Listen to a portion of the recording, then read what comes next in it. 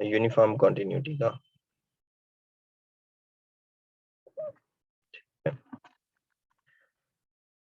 Uniform continuity और continuity, इसमें से भी क्वेश्चंस जो है ना काफी आ जाते हैं पेपर में, 2-3 तो आ ही जाते हैं। यूनिफॉर्म कंटिन्यूटी को देखते हैं। सबसे पहले नंबर पे ये देखते हैं कि कंटिन्यूटी और यूनिफॉर्म कंटिन्यूटी में क्या डिफरेंस है। ठीक है,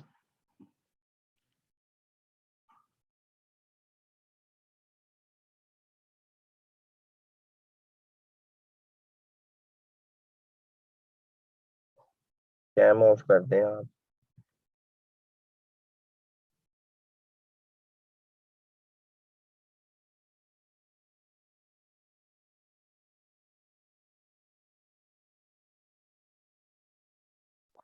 ठीक है जी। प्रीवियस जो सेक्शन है उसमें हमने कंटिन्यूटी को पढ़ा था, जरा इसको देखते हैं।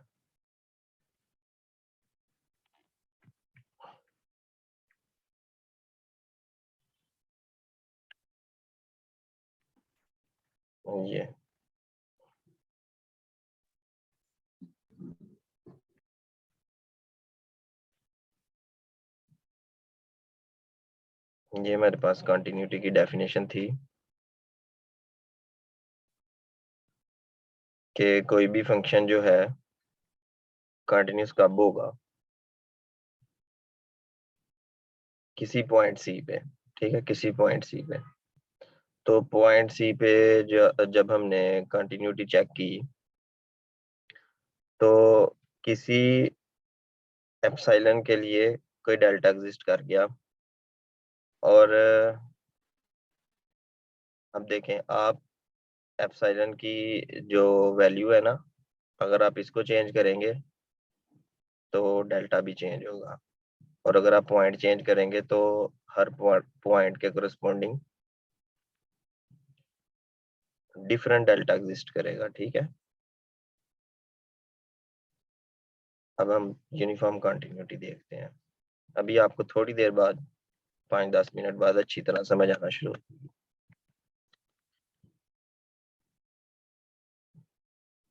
जी, यहाँ पे ये डेफिनेशन है यूनिफॉर्म कंटिन्यूटी की। तो अब इसमें जो है ना, यूनिफॉर्म कंटिन्यूटी जो डेल्टा एग्जिस्ट करता है वो सिर्फ एप्सिलॉन पे डिपेंड कर रहा होता है। ठीक है,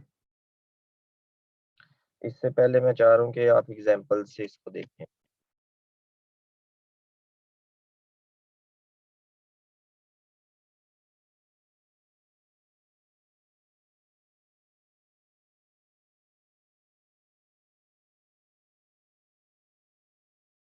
ये फॉर एग्जांपल यहाँ से देखते हैं। For example F of x जो है वो 2x, एक सेकेंड, ये जो डायग्राम, ये 1/x की, इस एग्जांपल को हम देखते हैं, इधर से आपको ज्यादा अच्छी समझ आती है।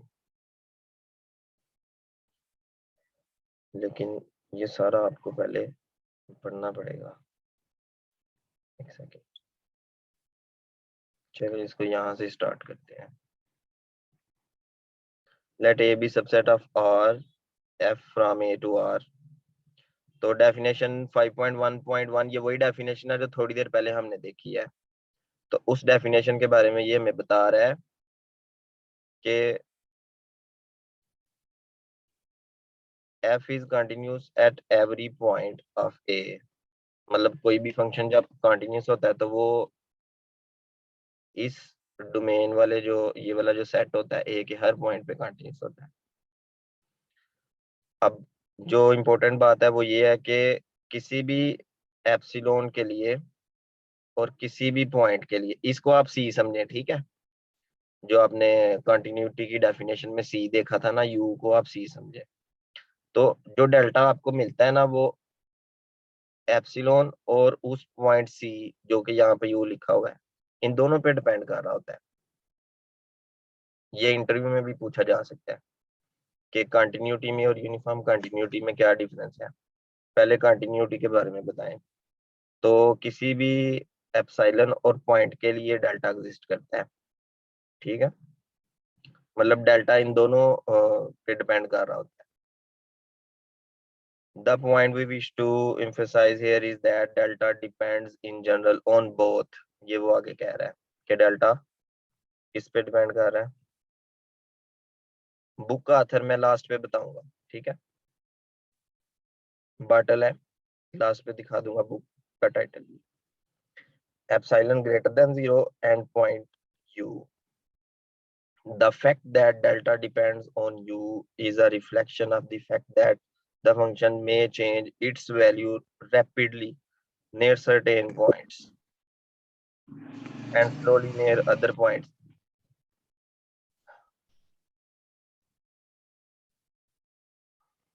अभी ये जो रैपिड एंड स्लो का जो कंसेप्ट है ना, इसको अगर हम इस एग्जांपल से देखें तो आपको पता चल जाएगा। f of x is equal to sin 1 by x 4.1.3। 4.1.3 figure से आपको दिखाता हूँ चैप्टर 4 में।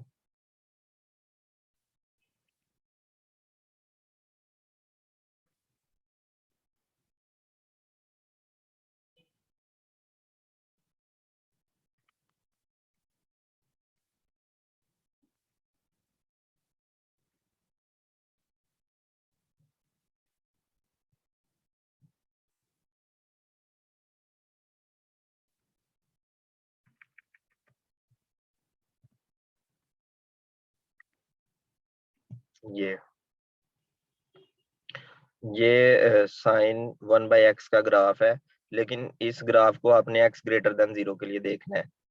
मींस के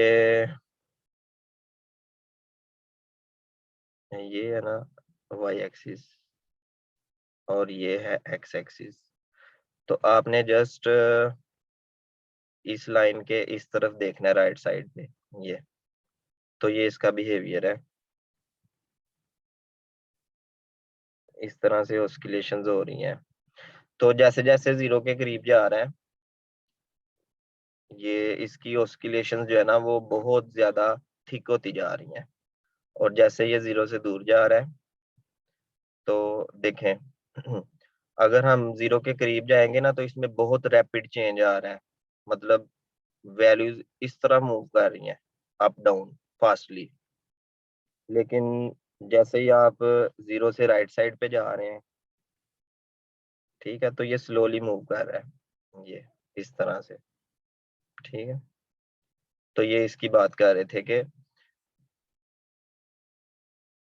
क्योंकि फंक्शंस के जो ग्राफ्स होते हैं ना वो फिक्स बिहेव नहीं करते, कहीं पे वो रैपिड चेंज होते हैं, कहीं पे फंक्शंस रैपिड चेंज होते हैं, कहीं पे स्लोली मूव करते हैं। तो इसलिए हम कंटिन्यूटी के बाद यूनिफॉर्म कंटिन्यूटी का कंसेप्ट देखते हैं कि यूनिफॉर्म कंटिन्यूटी का मतलब होता है यूनिफॉर्मली बिहेव करना। अब हमें क्लियरली नजर आ रहा है कि जो ये फंक्शन है ये यूनिफॉर्म बिहेव नहीं कर रहा, ठीक है। जैसे ये 0 के करीब जा रहा है, इसका जो बिहेवियर है वो बहुत ज्यादा फास्ट हो रहा है। और जैसे ये 0 से दूर जा रहा है, राइट साइड पे जा रहा है, तो इसका जो बिहेवियर है वो स्लो हो रहा है। तो ये यूनिफॉर्मली बिहेव नहीं कर रहा। यूनिफॉर्मली बिहेव करने का यही मकसद है कि हम यूनिफॉर्म कंटिन्यूटी को स्टडी करें। अब हम चलते हैं असली टॉपिक की तरफ।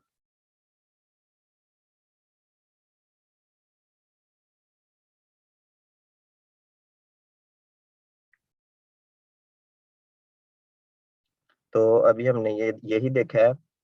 The fact that delta depends on u is a reflection of the fact that the function f may change its value rapidly near certain points। near certain points वही जो 0 पॉइंट है उस फंक्शन के लिए। Uniform behave का मतलब अभी आपको मैं यूनिफॉर्म एग्जांपल से समझाऊंगा, ठीक है। एक सेकंड रुके जरा।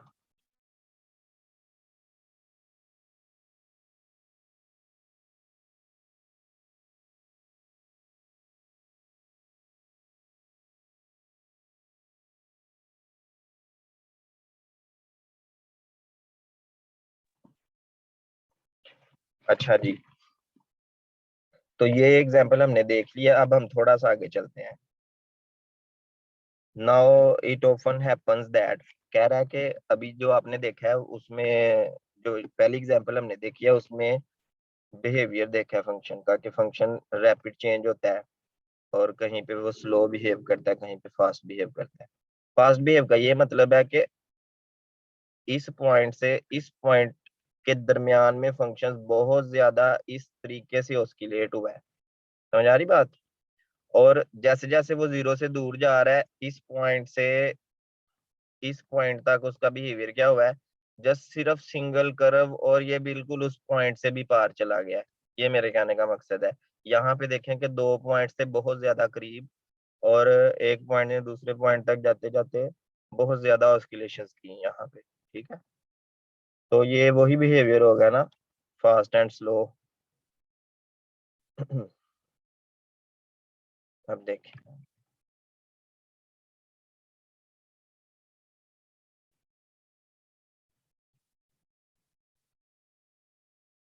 now it often happens that the function f is such that the number delta can be chosen to be independent of the point u। अब वो कह रहा है कि जो डेल्टा, क्योंकि देखिए डेल्टा आप कहाँ पे चूज करते हैं, डेल्टा आप एक्स एक्सिस पे चूज करते हैं। जब भी डेल्टा का कंटिन्यूटी में कंसेप्ट आपने ज़हन में लेके आना है, तो समझना है कि इसको आपने एक्स एक्सिस पे चूज करना है। ठीक है, एक्स एक्सिस पे। तो अब वो कह रहा है कि कभी कभी ऐसा भी होता है कि जो फंक्शन, जो नंबर डेल्टा है वो इंडिपेंडेंट ऑफ यू, मतलब यू पे वो डिपेंड ही नहीं कर रहा होता, सिर्फ वो एप्सिलॉन पे डिपेंड कर रहा होता है। जैसे मिसाल के तौर पे एफ ऑफ एक्स जो है वो 2x है। तो कंटिन्यूटी की अगर डेफिनेशन में इसको देखा जाए, अभी हम यूनिफॉर्म कंटिन्यूटी में देखते हैं, तो फार्मूला यही होता है F of x minus F of you. तो यहाँ से आपके पास ये वैल्यू आ जाएगी। उसके बाद एक्स माइनस यू मार जो है वो एप्सिलॉन होता है। ठीक है, तो यहाँ पे अगर आप लेस देन एप्सिलॉन पुट करेंगे,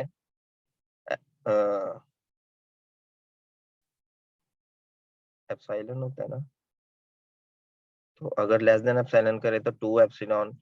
ठीक है, ये कोई नया एप्सिलॉन नॉट आ जाता है। तो आपको यहाँ पे जो 2 एप्सिलॉन नजर आ रहा है, उसने एप्सिलॉन बाय 2 चूज किया हुआ है, इसमें कोई फर्क नहीं है।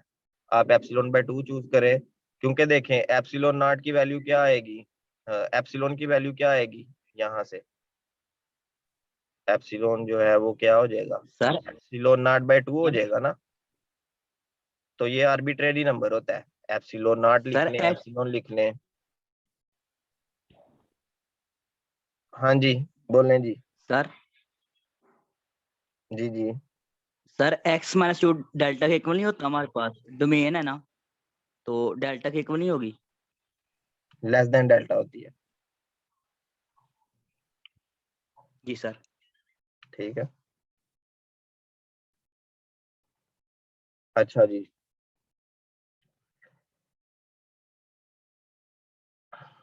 तो F of x minus F of you मार जो होता है वो लेस देन होता है। ठीक है, किसके लेस आ रहा है, epsilon by 2, epsilon naught by 2 के लेस आ रहा है ना।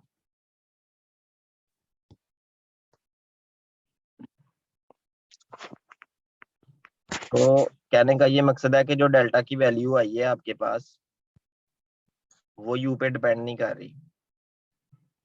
ठीक है, अभी नेक्स्ट एग्जांपल भी देखते हैं, आपको समझ आएगी लेकिन आहिस्ता आहिस्ता, थोड़ी सी प्रैक्टिस करेंगे ना एग्जांपल्स की। प्रीवियस लेक्चर आप देखिएगा। ऑन द अदर हैंड, अगर हम जी ऑफ एक्स को 1/x ले लेते हैं, अब 1/x का ग्राफ आप सबको आना चाहिए। x जो है वो a में से है, G of X is equal to 1/x for x belong to a, और a जो है वो उसमें पॉजिटिव रियल नंबर्स है। अब पॉजिटिव रियल नंबर्स, अगर इसका हम ग्राफ देखें, ग्राफ से अगर समझा जाए तो ये क्या होगा, ये 1/x है।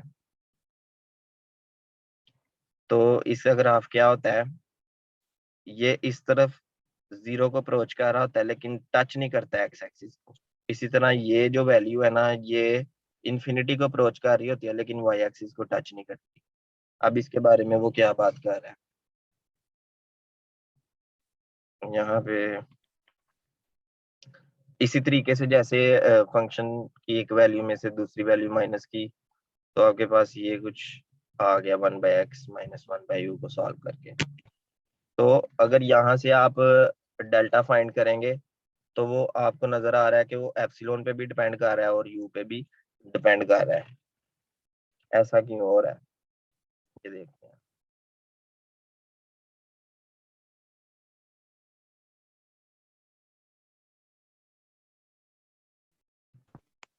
फिर उसके बाद उसने क्या किया, यहाँ से इसको सिंप्लीफाई किया है।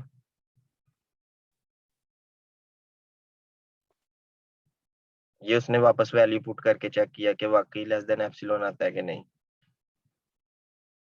चलो ये तो हमारा कंसर्न नहीं है, इसको ग्राफ से देख। अब ये देखें, इस यहाँ पे उसने जो है ना 1/2 लिया हुआ है, जैसे ये 0 है और ये 1 है और ये 2 है, ठीक है। यहाँ पे 2 कर ले, तो 1/2 0 और 1 के दरमियान में आ रहा है। तो इसका मतलब है कि उसने 1/2 नेबरहुड ले लिया यहाँ पे। तो 1/2 नेबरहुड इस पॉइंट के लॉन्ग लिया ना, तो ये कर्व पे इसकी आउटपुट आ गई। इसके करस्पॉन्डिंग जो पॉइंट है वो यहाँ पे, जाहिर है 2 पुट करेंगे यहाँ पे तो 1/2 आ जाएगा, ठीक है। तो अब जो फार्मूला अभी हमने बनाया है यहाँ पे, इसी फार्मूला में अगर u को आप 2 पुट करें तो देखें जरा क्या बनता है। इनफिमम आप साइड पे लगा लेना, तो ये 2/2 1 हो गया और ये 2² 4/2, ये 2 हो गया और एप्सिलॉन से मल्टीप्लाई कर दे 1/2 से, 2 और 1/2, ये 1 हो गया। तो इसका मतलब है कि डेल्टा की वैल्यू 1 आ रही है। एक सेकंड, क्या आ रही है, 1 आ रही है,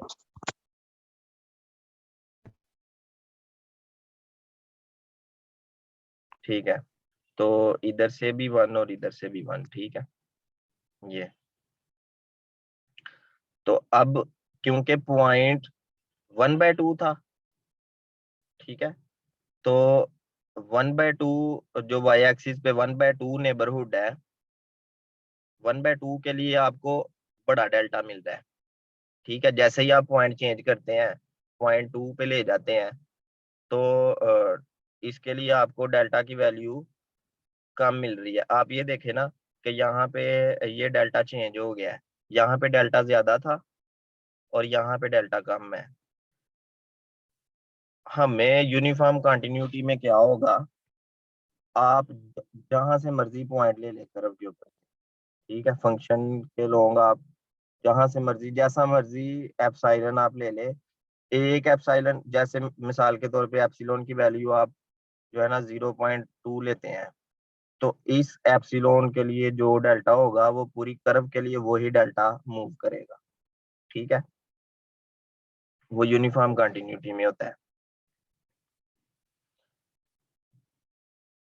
अब हम इसकी डेफिनेशन देखते हैं।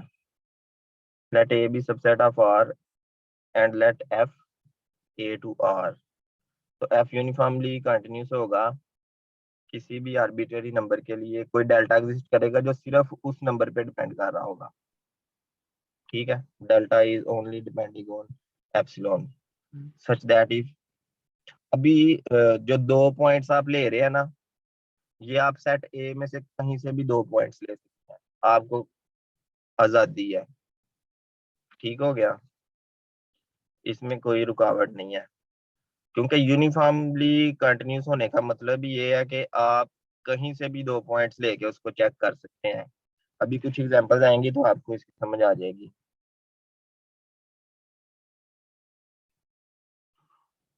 अब ये देखे ना, इट इज क्लियर दैट, अब ये जो यहाँ पे सेंटेंस लिखा हुआ, अगर इसको हम देखें अगर एक फंक्शन यूनिफॉर्मली कंटिन्यूस है तो वो कंटिन्यूस भी होगा, लेकिन अगर एक फंक्शन कंटिन्यूस है तो वो यूनिफॉर्मली कंटिन्यूस होगा या नहीं, ये हम कुछ नहीं कह सकते। ठीक है,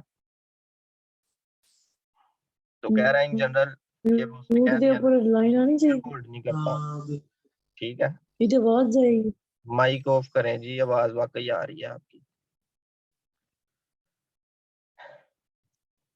as shown by the function 1/x, ये जो 1/x फंक्शन है, इस फंक्शन को जब हमने देखा है तो ये फंक्शन यूनिफॉर्मली कंटिन्यूस नहीं है।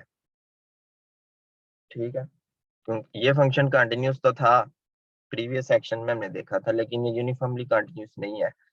ऐसा क्यों हुआ है, आप खुद देखें कि आपने क्या किया, यहाँ पे नेबरहुड देखें कितना, एप्सिलॉन नेबरहुड है ना, इसी नेबरहुड को उठा के थोड़ा सा ऊपर ले गए हैं, मतलब इस जगह से ना आपने इसको यहाँ पे शिफ्ट किया है। तो जब आपने इस जगह से यहाँ पे शिफ्ट किया है तो यहाँ पे आने से जो डेल्टा है वो चेंज हो गया है। देखें यहाँ पे रखने से, अब देखें ना, जो अपर पॉइंट है वो यहाँ पे है, जो लोअर पॉइंट है वो यहाँ पे है। तो इस सारे को कवर करने के लिए जो स्ट्रिप चाहिए एक्स एक्सिस पे वो बड़ी होगी, मतलब इस पॉइंट से इस पॉइंट तक। लेकिन जैसे ही आप इस डेल्टा को ऊपर मूव करते हैं, यहाँ से ऊपर मूव करते हैं, जो अपर पॉइंट है वो यहाँ पे है, लोअर पॉइंट यहाँ पे है, तो इसको कवर करने के लिए एक्स एक्सिस पर जो स्ट्रिप आपको चाहिए होगी वो छोटी होगी। तो अब स्ट्रिप की लेंथ कम होने का ये मतलब है कि डेल्टा की वैल्यू कम हो गई है। डेल्टा की वैल्यू फिक्स रहनी चाहिए थी इस एप्सिलॉन के लिए। तो 1/x फंक्शन जो है ना, ये नॉट यूनिफॉर्मली कंटिन्यूस है, क्योंकि सिंगल डेल्टा था लेकिन एप्सिलॉन चेंज हो गया। मतलब कि डेल्टा और पॉइंट, डेल्टा तो चेंज नहीं किया लेकिन पॉइंट चेंज करने से, सॉरी, एप्सिलॉन तो चेंज नहीं किया लेकिन पॉइंट चेंज करने से 1/2 से थोड़ा ऊपर 2 तक जाने से, ठीक है, पॉइंट पे डिपेंड किया है ना इसने। यहाँ पे मैंने आपको कहा था कि या पॉइंट पे डिपेंड करे या दोनों पे करे। ठीक है, तो वो फिर कंटिन्यूटी में आ जाता है। लेकिन अगर सिर्फ और सिर्फ उस पे कर रहा हो एप्सिलॉन पे, तो फिर ये फंक्शन क्या होता है, यूनिफॉर्मली कंटिन्यूस होता है। जो डेल्टा होता है ना, वो अगर सिर्फ एप्सिलॉन पे डिपेंड कर रहा हो फिर यूनिफॉर्मली कंटिन्यूस होता है। एप्सिलॉन और डेल्टा को आपने यही समझना है कि वाई एक्सिस और एक्स एक्सिस पर जो स्ट्रिप्स होती हैं वो चीजें होती हैं। वाई एक्सिस पर जो स्ट्रिप है वो एप्सिलॉन स्ट्रिप है, और जो एक्स एक्सिस पर स्ट्रिप आप ले रहे हैं वो डेल्टा स्ट्रिप है। बार बार कहने का ये मकसद है कि आपके ज़हन में ये बातें पूरी तरह से बैठ जाए। अब नॉन यूनिफॉर्म क्राइटेरिया क्या है, यहाँ से आपको क्लियर हो जाएगा।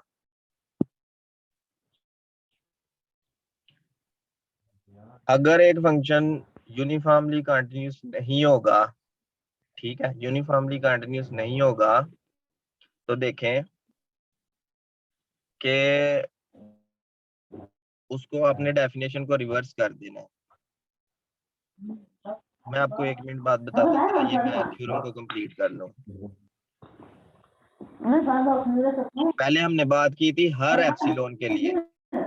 जरा माइक ऑफ रखा करें आप, मोहम्मद बिलाल ते शाहपुर, माइक ऑफ रखें जी।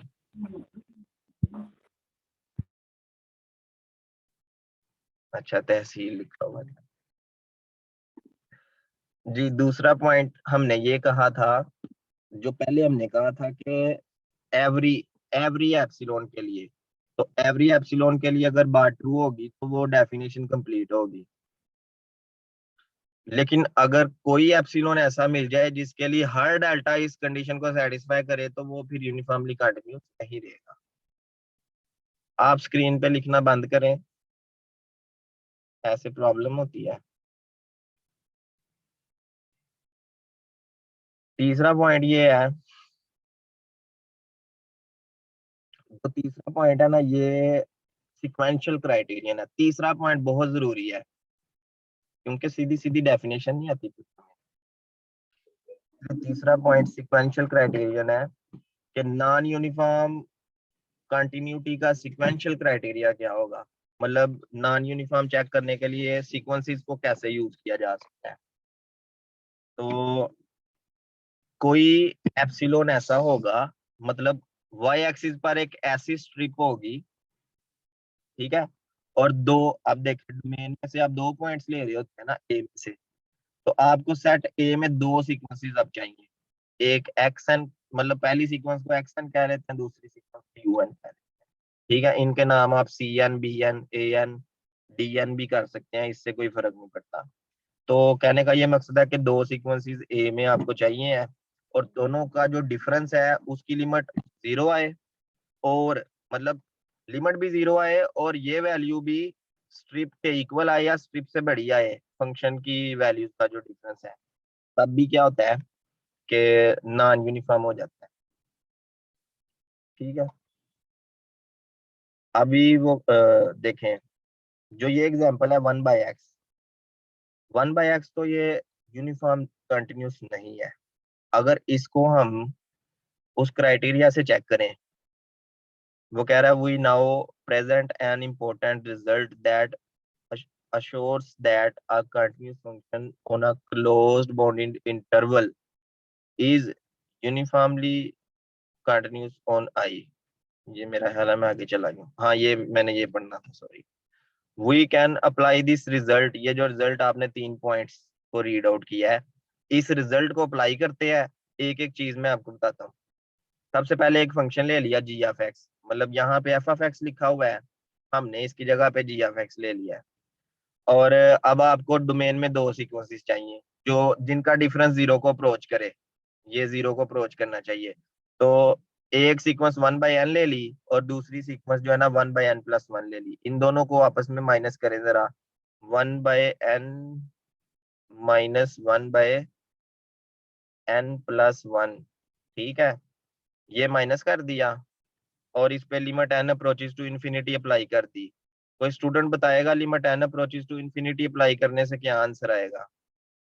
जी, 0 सर। इसका मतलब है कि जो ये बात लिखी हुई है ये वाली, क्या ये ट्रू हो रही है? Yes sir.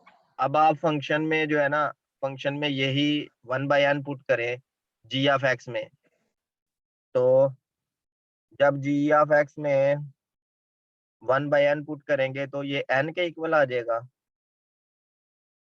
n के इक्वल आ जाएगा।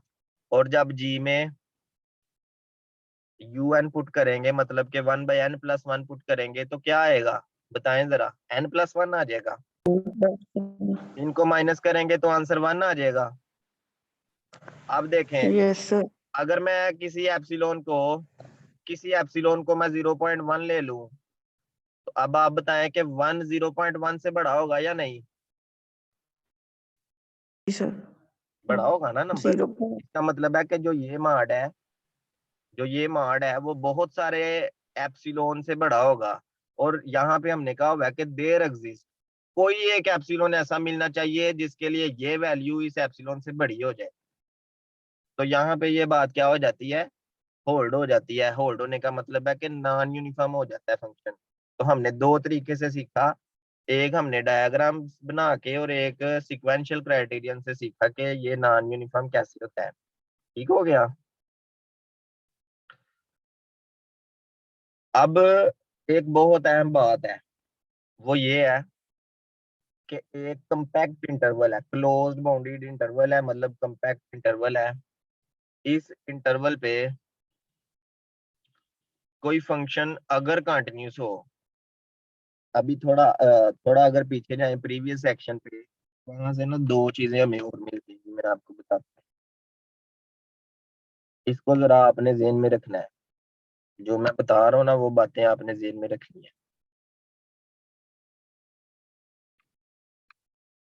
नोट करें जरा, पहली बात नोट करें, सबसे पहले नंबर पे 5.3.2 नोट करें। अगर बाउंडेडनेस थ्योरम होल्ड करता है तो फंक्शन, देखें क्या क्या होता है, फंक्शन कंटिन्यूस भी होता है, फंक्शन बाउंडेड भी होता है, और इसी बाउंडेडनेस थ्योरम की वजह से फंक्शन क्या होता है? यूनिफॉर्मली कंटिन्यूस भी होता है, अगर क्लोज बाउंडेड इंटरवल हो। पहली बात। दूसरी बात,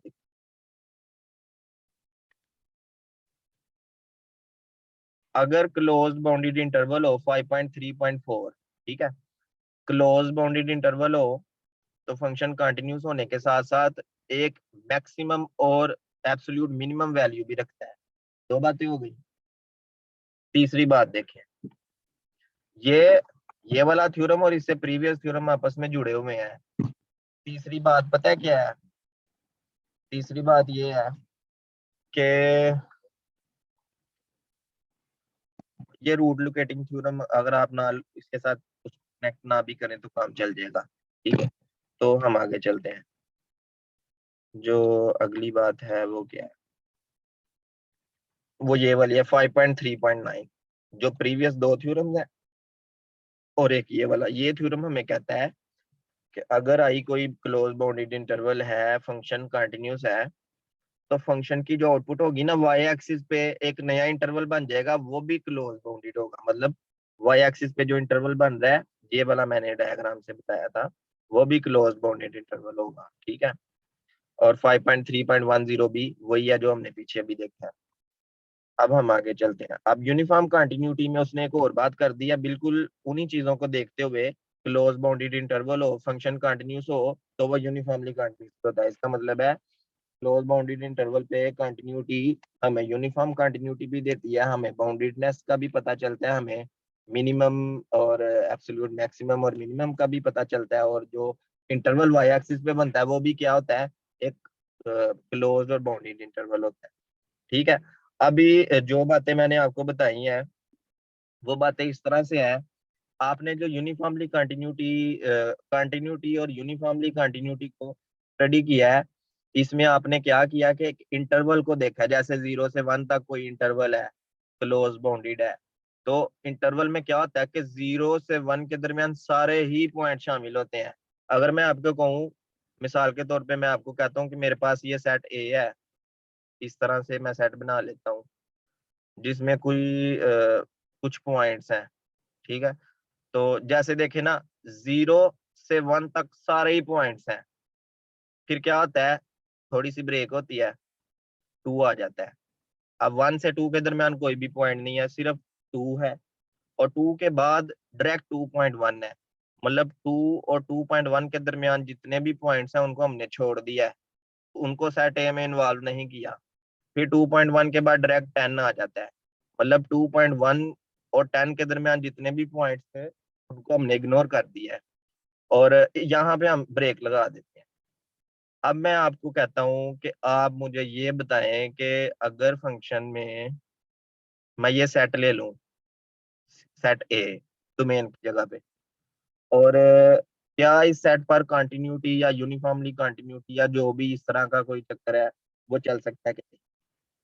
तो उसको चेक करने के लिए हमें लिप्शित फंक्शन, लिप्शित कंडीशन को चेक करना पड़ेगा। ठीक है, इसके बारे में अगर आप यहाँ से देखें ना, तो इसने बहुत बड़ा कारनामा किया था हिस्ट्री में। वो ये है कि अगर एक फंक्शन यूनिफॉर्मली कंटिन्यूस है किसी सेट पर जो कि क्लोज बाउंडेड इंटरवल नहीं है, तो ठीक है, तो कई बार ऐसा भी होता है, मुश्किल हो जाता है बताना कि फंक्शन यूनिफॉर्मली कंटिन्यूस है या नहीं इस तरह के सेट्स पर जो कि क्लोज बाउंडेड ना हो। ठीक है, कभी कभी चेक भी हो जाता है, कभी कभी थोड़ा मुश्किल होता है। However, there is a condition that frequently occurs that is sufficient to guarantee uniform continuity। कह रहा है कि कोई एक ऐसी कंडीशन है जो हमें यूनिफॉर्मली कंटिन्यूटी बताती है। वो कंडीशन हमें किसने बताई? रुडोल्फ लिप्शित ने। ये उसकी डेट ऑफ बर्थ है, ये डेट ऑफ डेथ है। और ये जो रुडोल्फ लिप्शित है ये किसका स्टूडेंट था? ड्रिशले का स्टूडेंट था। ड्रिशले का जो स्टूडेंट है इसने कहाँ कहाँ पे काम किया है? इसने डिफरेंशियल इक्वेशंस में काम किया और रिमानियन ज्योमेट्री में काम किया है, जिसको आप वो कह रहे होते हैं डिफरेंशियल ज्योमेट्री कह सकते हैं। ठीक है, काफी टॉपिक्स इसमें मिलते जुलते होते हैं। तो ये लिप्शित फंक्शन उसने क्या डिफाइन किया? उसने कहा कि एफ एक ऐसा फंक्शन है जिसमें सेट ए के हर दो डिफरेंट पॉइंट्स के लिए, हर दो different, for all two different points, अगर एक पॉइंट की आउटपुट में से दूसरे पॉइंट की आउटपुट माइनस करें और इनपुट्स को आपस में माइनस करें, तो पूरे सेट ए के लिए एक ऐसा कांस्टेंट एग्जिस्ट करेगा जो हर दो पॉइंट्स के दरमियान ये वाला रिलेशन होल्ड करवाएगा। ठीक है, जैसे के जो है ना वो फिक्स हो जाएगा, हर फंक्शन के लिए के एक बार एग्जिस्ट करता है। बात समझ आ रही है ना? तो अब के मिसाल के तौर पे 3 है, तो 3 यहाँ पे फिक्स कर दे, 3 फिक्स कर दिया। अब राइट साइड पे ये x माइनस यू है, इनपुट्स को आपस में माइनस करें, लेट से 4 आ जाता है। लेफ्ट साइड पे फंक्शन में पुट करने के बाद माइनस करें, तो लेट से के माइनस करने के बाद 7 आ जाता है। अब आप देखें कि 7 तो इससे लेस है, पहले दो पॉइंट्स का पेयर चेक हो गया। जैसे ये देखें ना, अब इसमें कितने पॉइंट्स है, इनफाइनाइट नंबर ऑफ पॉइंट्स है। ठीक है, तो इसको फिर अलजेब्रिकली चेक किया जा सकता है, लेकिन वो बहुत लंबा प्रोसेस है। ठीक है, अगर एक सेट ए है उसमें सिर्फ 10 पॉइंट्स हो, ठीक है, 1 से 10 तक, 1 2 3 4 5 6 7 8 9, तो पेयर्स कौन कौन सी चेक होंगी? पहले 1 2 चेक होगा, फिर 1 3 चेक होगा, 1 4 चेक होगा, 1 5 चेक होगा, और यहाँ से 1 10 तक चला जाएगा। यहाँ पे पुट करते जाएंगे कि कोई एग्जिस्ट कर गया होगा। ठीक है, कि कैसे एग्जिस्ट करता है इसके लिए हमें थोड़ी कैलकुलेशन करनी पड़ती है। अभी उससे कंसर्न ना रखें, आप सिर्फ लॉजिक समझें। फिर 2 3 2 4 2 5 2 6 2 7, तो इस तरह से 3 का भी वेरिएशन होगी, 4 की भी, 5 की भी, 6 की भी। तो सब की वेरिएशंस के बाद जब सारे सेटिस्फाई कर जाएंगे पॉइंट्स, तो फिर वो फंक्शन लिफ्शित फंक्शन बन जाएगा। पहले वो आम फंक्शन था, वो लिफ्शित फंक्शन है, क्योंकि उस फंक्शन ने इस क्राइटेरिया को सेटिस्फाई किया होगा। तो अब कहना ये चाह रहे हैं कि अगर एक फंक्शन लिफ्शित फंक्शन है तो वो यूनिफॉर्मली कंटीन्यूअस भी होगा उसी सेट ए पर। लिफ्शित फंक्शन किस पे डिफाइन हुआ? सेट ए पे। सेट ए के हर दो पॉइंट्स को जो ये कंडीशन है ये सेटिस्फाई करना पड़ी थी। ठीक है, तो ये यूनिफॉर्मली कंटीन्यूअस होगा। अभी मैं आपको लिंक सेंड करता हूँ, बाकी हम देखते हैं नेक्स्ट सेशन में।